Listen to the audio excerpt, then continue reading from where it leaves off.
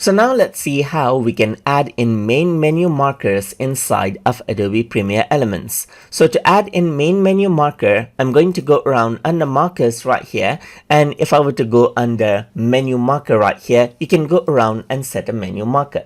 So here you can see that it says the scene marker creates a link for the scene button, while main menu marker creates a button on the main menu.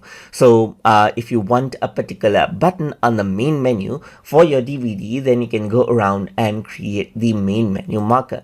So let me just go around and add in this right here, just like this, and then I'm going to go around over here on the name section, and let me just go around and say beginning right here, just like this, beginning right here, just like this, and I'm going to press OK, and you can see a menu marker right here, just like this. And if I were to go around over here, this is blue in color, as you can see. Now if I were to go around over here on menu marker, and then let's say, for example, set your menu marker right here, just like this, main menu marker, then I can go around and say, let's say, for example, let's say movie middle right here, just like this, and this is going to be the main menu marker right here.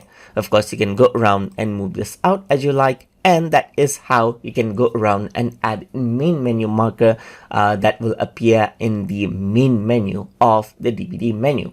So hope you guys learned something as always, and as always, please like, comment, share, and subscribe.